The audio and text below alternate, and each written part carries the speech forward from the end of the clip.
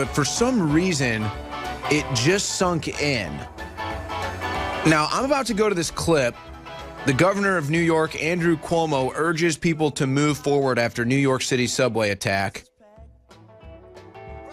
But I just realized something. Again, people have said this forever. These quote-unquote liberal leaders like Hillary Clinton or Andrew Cuomo, you can go down the list, Maxine Waters, Nancy Pelosi, Chuck Schumer. It sounds like it's just rhetoric and you're just like saying it because it's just par for the course, but it's like, it's actually really extreme.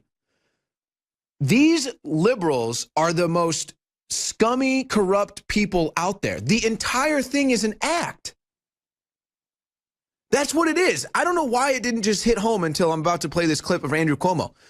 The scummiest, dirtiest, most corrupted, cheating, foul individuals pose as liberals. It's a total act because they know that if their true motives and if their true personalities were put on the campaign and their true policies were put out there, they wouldn't get a vote. They would never win an election. So they have to pose as if they're for women's rights while they want Sharia law, or they're for women's rights when they attack all of Bill Clinton's rape victims. Or they want you to move forward after the New York City subway attack, even though they've done nothing about the open borders. They've done nothing about the Gulen network. And so here's Andrew Cuomo, a just scumbag, total fake politician who has tricked the people in New York into thinking that he's a good liberal with a good heart who's tolerant and has liberal ideas when he's nothing more than some scumbag. So here he is telling the people of New York City to just move on, just get over it. We've got terrorists running rampant in this country, terror attacks every year now here in New York. I'm the governor, Cuomo. Just move on. The reality is that we are a target by many who would like to make a statement. See, pause it right there. See, oh boy. I'm about to lose it now. What did he just say? We know that we are a target. Of who? Who? Radical Islam? We're a target. Just play the clip. Just play the clip. Freedom. We have the Statue of Liberty in our harbor, and that makes us an international target. We understand that. So we're a target. New York's a big target. And what are you doing, Cuomo? And download garbage and vileness on how to put together an amateur level explosive device. Is he on drugs right now? That is the reality that we live with. The counter reality is that this guy seems like he is on some straight up drugs. He like can't even read. We are a savvy people and we keep our eyes open, and that's what See Something, Say Something is all about. Okay, pause it right here. You notice what he's doing here? He's inflecting the end of every sentence. So he's trying to talk to you like this. It's a way to psychologically make you more calm and to appease you. This is weird. Go back to Cuomo. We have the best law enforcement on the globe, and we're all working together extraordinarily well. I want to thank the mayor and the mayor's office for you guys have done nothing this morning, and we will go forward, and we'll go forward together. All the service will resume. Let's go back to work. Thank de Blasio, thank me. We're the greatest. We're a target. We're the best. Yet we're doing nothing. Our people keep dying. Our people getting terrorized. Elect me again. And then they did. Welcome back. You're on the War Room with your hosts Roger Stone and Owen Schroyer. I'm broadcasting today from our new Miami bureau. An interesting clip there with Governor Andrew Cuomo standing immediately to his right, our left. Port Authority Commissioner Kevin O'Toole and MTA Director Joe Loda, two really fine Americans and good friends of us and of the show. But in news, this has just broken. Former Minnesota Governor Arnie Carlson has posted a blog which picked up substantial news coverage calling on Senator Al Franken to remain in the Senate because he is troubled by media reports that Roger Stone coached Miss Tweeden, the woman who first accused Senator Franken of sexual harassment. Let me make this very, very clear for you, Governor Carlson. I have never met Miss Tweeden. I have never spoken to Miss Tweeden. I have never communicated with Miss Tweeden. My only role in this entire public controversy is in breaking the news that that she would come forward and make these accusations against the senator. Tom Arnold, a washed-up actor who I think was trying to hype an upcoming performance at the Comedy Store on Sunset Boulevard, where he needs to sell a few tickets, said on his Twitter feed that he would provide proof that Stone and KABC's John Phillips had coached Tweeden. Well, if that's so, put up or shut up. Where is your proof? Your proof doesn't exist, but it obviously misled or fooled Governor Carlson. Once again, just because INFOWARS had this information and reported it roughly 6 hours before the mainstream media does not mean that I played any role whatsoever in the orchestration of the charges. P.S., Governor, 6 additional women have come forward and credibly accused the good senator of sexual harassment. Good riddance, Al Franken. And this is just a continuation of the fake news. And it's a perfect example of how a good man like Carlson can be completely misled when the mainstream media picks up a half-baked charge from Twitter and falsely accuses me of having any role in the Franken matter other than reporting it here at INFOWARS. Well, let's be perfectly clear too, Roger. The one thing that we've been reporting on that continues to get proven right is that this is not about standing up for women who are victims of sexual assault. This is not about draining, you know, the swamp of Hollywood with womanizers and people that take advantage of women. This isn't even about doing that in government. If it was, then they would be pushing to release the details from the $15 million+ of hush money that the taxpayers have spent on these sexual assault allegations inside the government. Roger, this is a total political stunt. We've been calling it from the beginning. The entire goal is to bring it back on Trump. And if we're not completely vindicated in that in the last 3 days with the Roy Moore accuser, fraudulent forged signature on the yearbook, and now today again, they're coming after Trump for these same allegations after they've created this environment where you just accuse someone and they're guilty. I think, again, INFOWARS is proven right, but they're not going to take that angle, are they, Roger? No, in fact, you can go back and look at the Alex Jones show, I think almost 3 months ago, when we predicted that they would recycle yet again the phony claims of sexual harassment against Donald Trump. I watched that press conference today very carefully. Not a single one of those women seems credible to me. They were stilted and very apparently coached, maybe by Tom Arnold, who knows? But someone has done a poor job. They are as uncredible as they were when they first cycled these charges during the election. But Alex Jones and I have both predicted consistently that they would try to recycle the claims of sexual misconduct against the president. Of course, anything that Megyn Kelly has her fingers in is suspect because she, like your close friend Don Lemon, is the epitome of fake news. Yeah, and let's not forget that Megyn Kelly is dying in the ratings. I mean, this is a woman who has been basically thrust into the trash heap of media, a woman who hosted a presidential debate into the dump of media in just 1 year. That's been Megyn Kelly's ride. So she is desperate for ratings. She's desperate for attention. So, oh, really, Megyn Kelly would try to get these women on to boost her ratings and get a little energy in her show? Wow, wouldn't surprise me one bit. Yeah, no, I give Alex Jones total credit for this. She thought that she was setting him up for the sucker punch. But what's happened since that fateful interview with Alex Jones? Our viewership here at InfoWars has soared, while her ratings at ABC have dropped right into the toilet. She is clearly in the zenith of her career. It's all downhill from there. And even these sensationalized and, in my opinion, not credible charges against the president cannot revive her television career.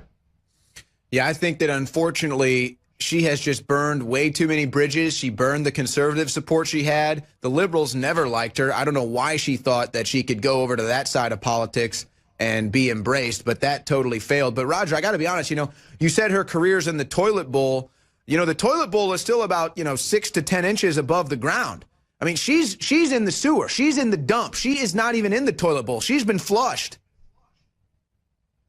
That appears to be the case, Owen. The other thing that I think we should touch on is the incredible New York Times story that ran this Sunday, which charted essentially an entire day with the president. This is one of the most extraordinary pieces of journalism that I have seen in, the almost 40 years I've been involved in American politics.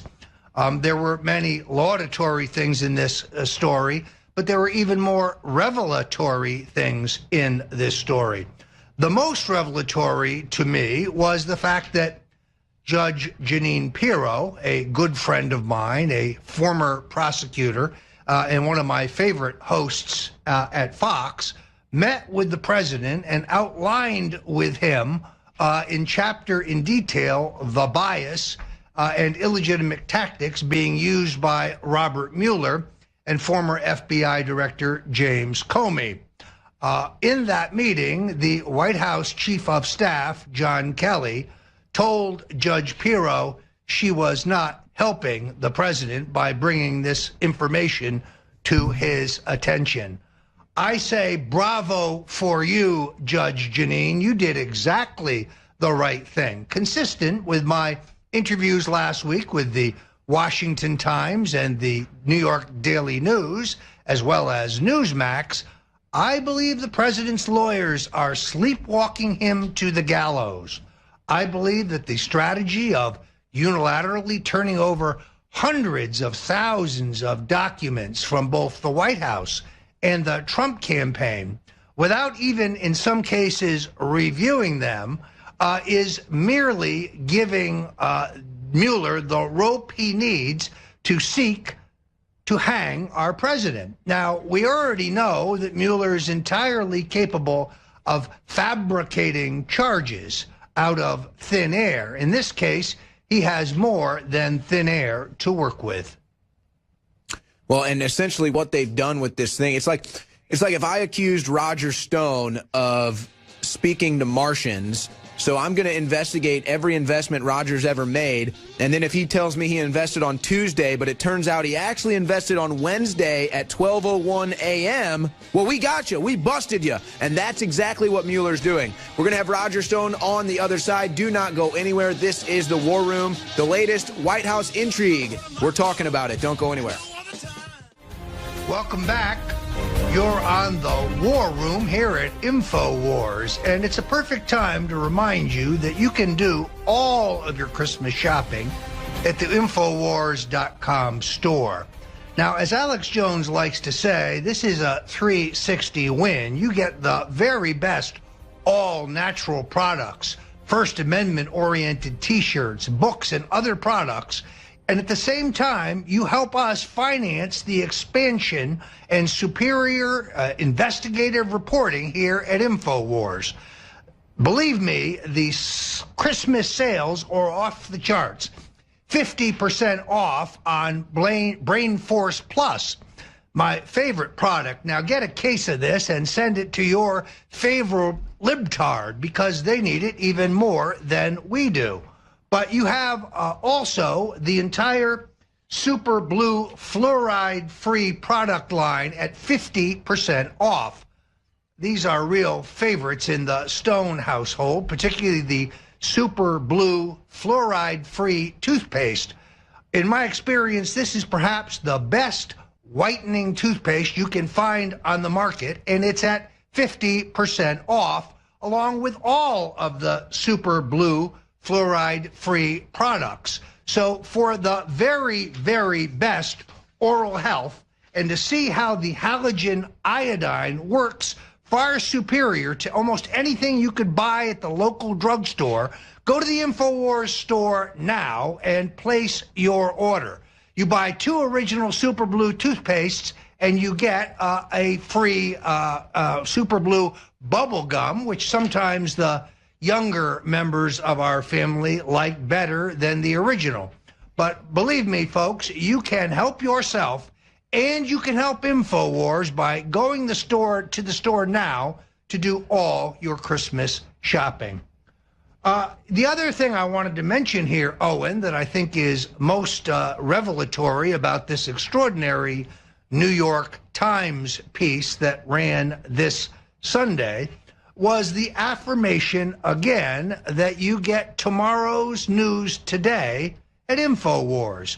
You will recall that we were the first and only media outlet that correctly told the American people that the president's longtime body man, his alter ego, the last man who would see him at night, the first man who saw him in the morning, his longtime bodyguard, Keith Schiller, had been run off the job by General John Kelly, and that very specifically was because Schiller gave the president the link to a newspaper story that Kelly did not want the president to see. According to Sunday's New York Times, which now confirms exactly what we reported at INFOWARS, Kelly wanted to know how the president had seen a newspaper story that he had not approved. That almost boggles the mind, that the president can't decide what he wants to see and what he doesn't want to see, that General Kelly has to approve anything that the president sees in print. What's the matter? Are they afraid that he might see something on INFOWARS or Breitbart or Daily Caller? Is he afraid that the president might be shown the truth about the Mueller inquiry and how it is headed straight for the president? John Kelly is not part of the solution, folks. He is part of the problem. His own personal politics are progressive left. He was elevated in the military under President Barack Obama, and he is part and parcel of the effort to sleepwalk our president to the gallows. The president's closest friends agree, and hopefully the president will figure it out soon. Again, the president's lawyers have promised the president that Mueller will supply a letter in the next couple days clearing him entirely of Russian collusion. I doubt it very much, Owen.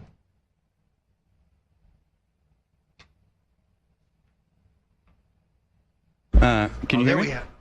Yes, there we have Harrison Smith. Harrison. Yes. Hi, Roger. How are you? Well, I needed to jump in here because I don't know how much you know about this, but Antifa had quite a clash with Owen recently, and so we went earlier today to the police department to file a report about them blocking his civil rights, and there was a little miscommunication, and the police have actually showed up here. So Owen is actually giving a statement to the police right now, so he had to step away, and right. He will be back very shortly. Oh, very good. There he is. Look, Antifa is a joke, but now is a good time to remind you that you can buy your anti-Antifa, anti-fascist, anti-communist, pro-freedom T-shirt at the INFOWARS.com store. This is one of my favorite Christmas presents for the patriots and the true believers, the freedom-loving members of your family. And you get a matching 3-inch sticker as well. So this is a limited edition T-shirt that is designed to trigger the left this November and beyond. I can think of no better present for the patriot in your family. While we are moving forward here, it is important to note that the president reacted angrily to the New York Times story because the story said the president watches a television 3 to 4 hours a day. The president denies that. In fact, in a incredibly pithy tweet, he said that he rarely watches CNN and MSNBC, and he particularly goes out of his way to avoid watching Don Lemon, who he called in a tweet the single dumbest man on television. Right on, Mr. President. I think you've got Don Lemon's number. You will recall it was Don Lemon's complaint to to Twitter that ended up with my lifetime ban on that social media platform, a ban that will be addressed in a lawsuit that will be filed in January. In fact, I would say several lawsuits that will be filed in January against Twitter. It's funny how the media is flipping out over the president's accusations of fake news.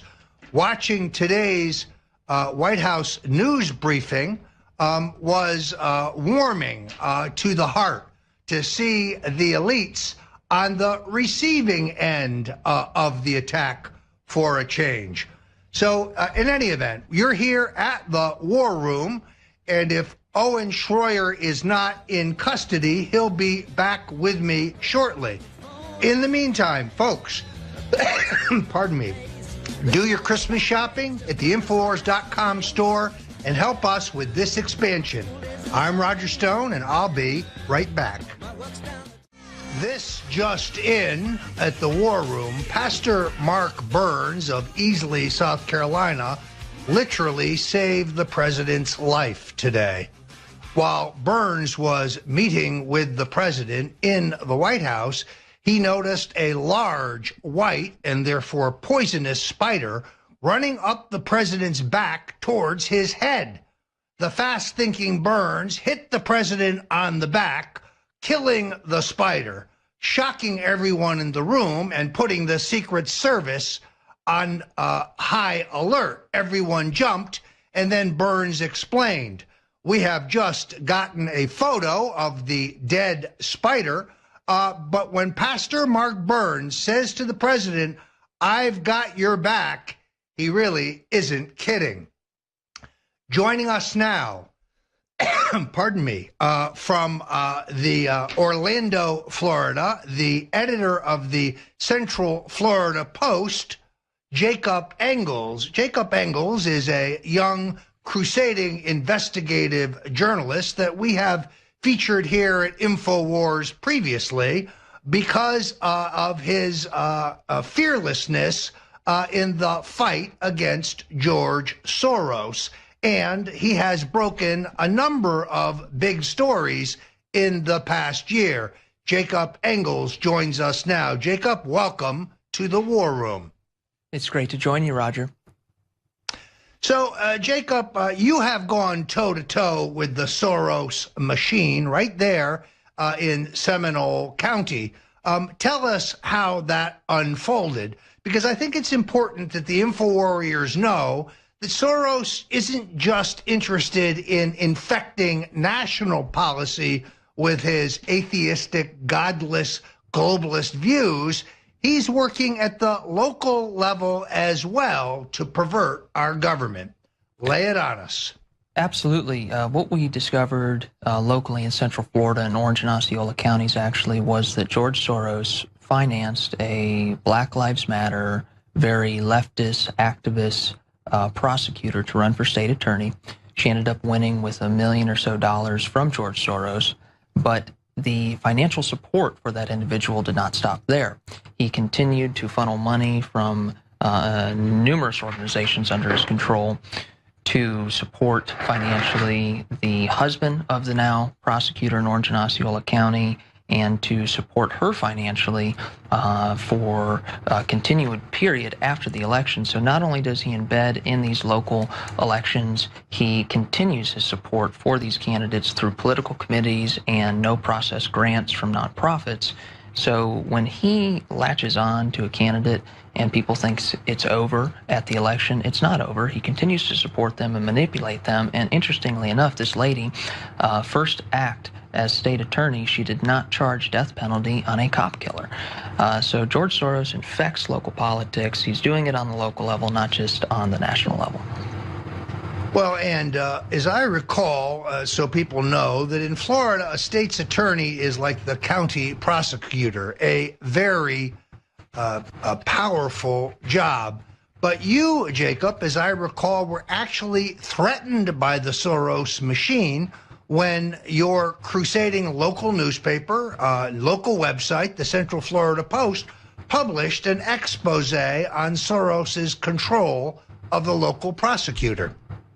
Yeah, much to my surprise, we published an article titled Soros Connected Groups Dominate Ayla's Personal and Professional Life, and that's the state attorney that he helped elect in Orange and Osceola County.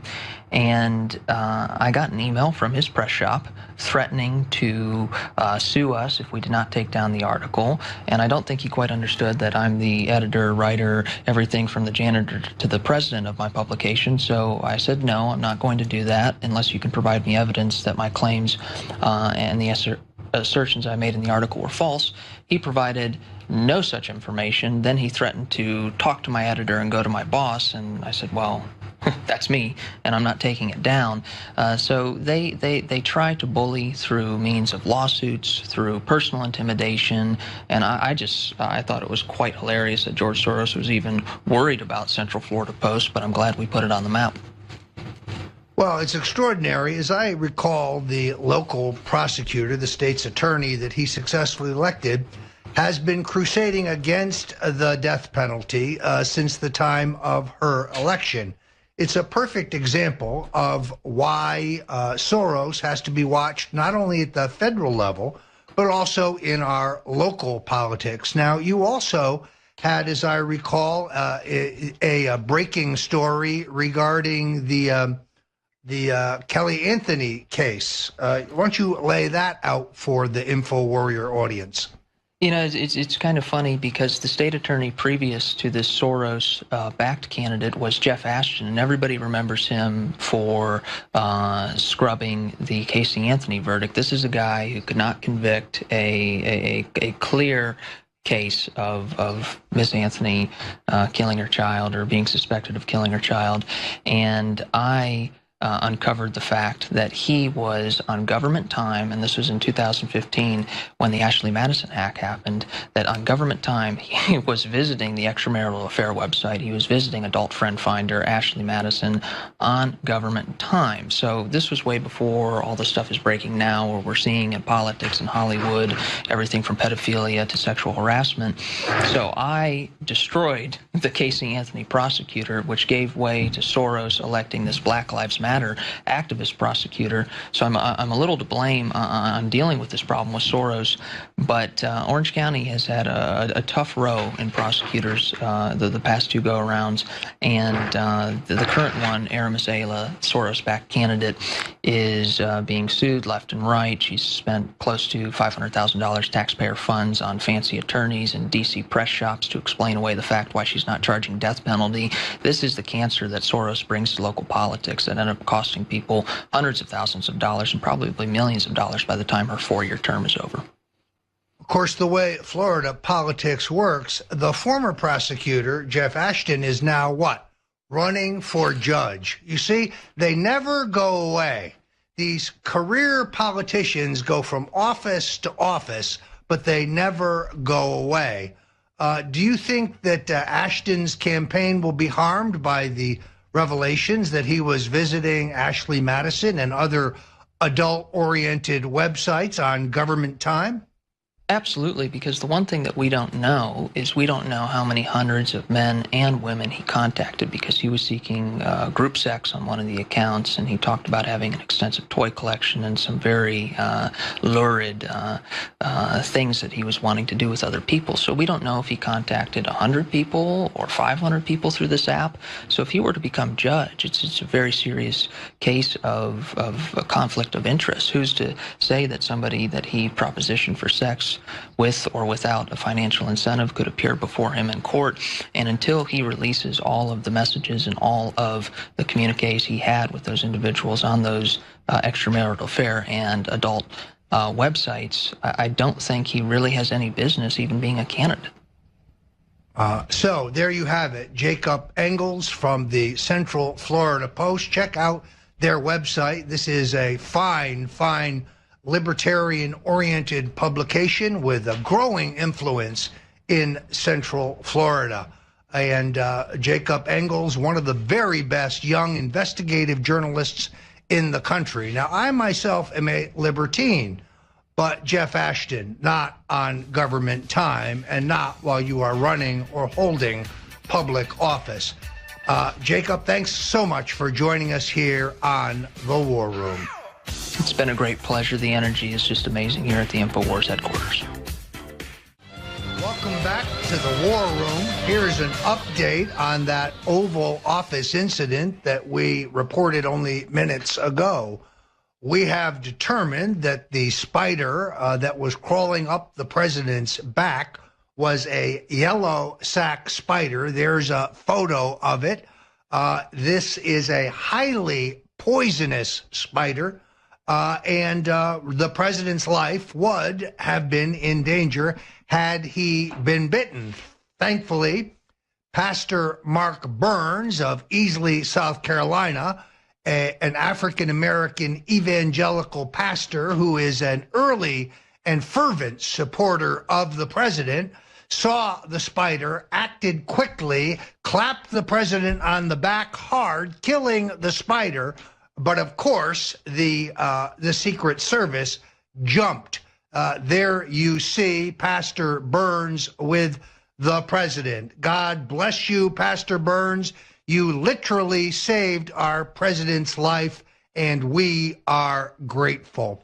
Alex Jones has said it earlier, but I want to reiterate it. The single best place for you to do all of your Christmas shopping is at the INFOWARS store.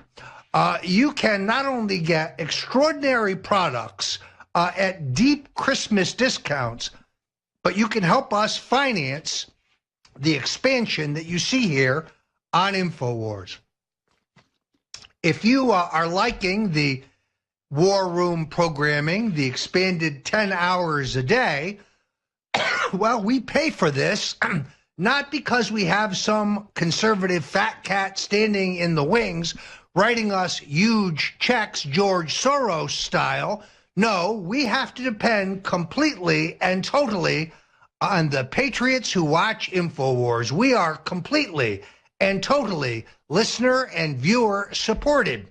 And that's why it's so important that you take advantage of the deep discounts now being premiered on the Infowars.com site. Extraordinary discounts, particularly on the Super Blue fluoride-free line of products, including toothpaste, mouthwash, and others. Now, these are real favorites in the Stone household. I can tell you, my wife, Nidia, has an extraordinarily gleaming white smile. There is not a dental product that she has not tried, and now she swears by the entire Super Blue line. Now, that's a real testimonial that I can vouch for. But if you go on the site, you'll see this gets 5 stars in our review. There are literally hundreds, if not thousands, of satisfied customers. Go now to the site, help yourself, help us, and help INFOWARS.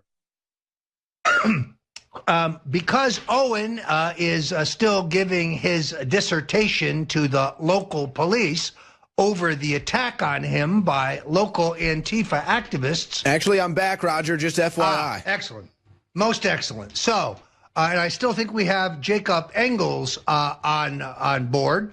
So, Owen, tell us what happened, if you will, with Antifa, because I'm curious to know the other half of this tale. Well, I'm not going to get into what just went down between myself and the Austin Police Department, but we did bring to their attention what happened on Saturday, at least to these officers or other departments that may not have been aware. So basically on Saturday, Roger, there was a march for Kate Steinle, obviously the woman who was killed by the non-citizen, the illegal immigrant who was deported 5 times. That man walked without even manslaughter charges. So some people in Austin decided that they wanted to do a march for her and to memorialize her life and to raise the political issues that resulted in her death. And what happened was, as you can see in the B-roll that the crew is running right now, a bunch of masked thugs showed up with guns and clubs and bats and shields. And what happened to me, Roger, was I showed up and I was solo. I was by myself, and I just showed up to shoot the event, and I was just going to do live coverage for our YouTube channel and Facebook page and everything there. And I was immediately confronted by these individuals that you're seeing now. You got about 6 or 7 masked men specifically that were following me around and stopping me from going into the park. They were using shields, they were using clubs, flag sticks, bats, what have you, to try to stop me from getting in. There you can see right there, they form their wall and they start to shove me around with those clubs. There were also multiple men that had their rifles pointed in my direction that were scaring me and trying to intimidate me. So that was basically everything that went down. Now, this is a tough thing to deal with because of the law. It basically, let's just say there's some interpretations of the law that I think need re-examined. But regardless, because it's not considered that they did anything illegal in that instant, they were not arrested. Now, some of them were arrested later on that day because they were trying to mace some of the Kate Steinle marchers and trying to get physical with them. So a few of them were arrested. But Roger, what you're seeing here, in my opinion, and this is what I'm going to move forward with as well, I have to take this to the federal government, I'm being told. So I have to now move to the federal government to make a civil rights claim, to claim that they violated my civil rights by barring me entry into the park. Now, the funny thing is, right here in this exact moment, you can see me speaking to the police officers saying, officers, will you please tell these men to stand down and to let me go into the park? You might want to just turn that off, guys, because there could be cursing in that audio. And the police officers did nothing. They said, sorry, technically they're not breaking the law by our interpretation of it, so there's nothing we can do. So that's why we were moving forward with charges and looking at civil rights violations. But basically, you've got a bunch of thugs. This is the new brand of Nazism. It's called Antifa, and they just don't realize it yet. If they were alive in the 1920s and 30s in Germany, they would be the Nazi brown shirts. So, Jacob, you've had your own experiences with Antifa in the Orlando, Florida area. Why don't you tell us about your firsthand experience with the anti-fascist fascists? Well, I mean, of course, anyone who's run into any Antifa, they need a bath. They smell horrible. They're horribly dressed. But their ideas are much more foul than their appearance or their stench. And they come to these events and they use intimidation and they subvert the law. And they really, I think, put law enforcement in a difficult place where they come close to breaking the law, or by some interpretation of law enforcement on scene could be considered okay or free speech. So we really need to think about identifying these people more often, and need to paste their face all over social media so people know. Because I was walking in downtown Orlando a couple of weeks ago, and I had someone spit on me. That's assault. They say, Jacob Engels is a Nazi, and they spit on me. But see, but that's assault. You know that you don't know what kind of diseases that person can have. Absolutely, and they probably have plenty of them. But it's downtown on a Friday night, and the cops say, "Oh, just move on. And it's no big deal." Well, and the amazing thing too, Roger, there was one guy in particular He claims he's with the Peaceful Streets Project. His name is Joshua Pineda. Now, this man has been arrested before for street violence, but he claims he's with the Peaceful Streets Project, yet he's out there telling me that his friends want to beat me up. So he's really for peaceful streets when he's out there with people that want to beat me up. He's the guy that looks like a gremlin. Roger, what were you saying? Well, so, Jacob, you've been spit on. Owen, you've been threatened and had guns pointed on you. I had a worse experience than both of you. I was accosted in a Manhattan restaurant by Joan Walsh of the Nation. And believe me, that's an experience you don't want to have. She was so upset about Al Franken being purged from the U.S. Senate. She said, Stone, your time in the barrel will come. Don't bet on it, Joni. Don't bet on it. You're here at the War Room with Owen Schroyer, our special guest today, Jacob Engels of the Central Florida Post. I'm going to leave it to you, Owen, to wrap this up. Well, the big issue, Roger, that we're trying to figure out before things get bad is just how to deal with Antifa, okay? Look, the Antifa knows their rights. You know, that's the funny thing about it is they hate America so much, yet out here they are loving their rights to carry a weapon, loving their right to free speech, and covering their face. So they really don't hate America that much. It's all an act. But our goal here is to put enough public pressure on the leaders within these police departments to have to do something about Antifa. That's really what it comes down to. I understand that the police don't want to escalate things. The police are just doing their jobs. But we've got a bunch of masked thugs that hate this country, hate the police, and really just hate everyone. And something has to be done before it gets worse.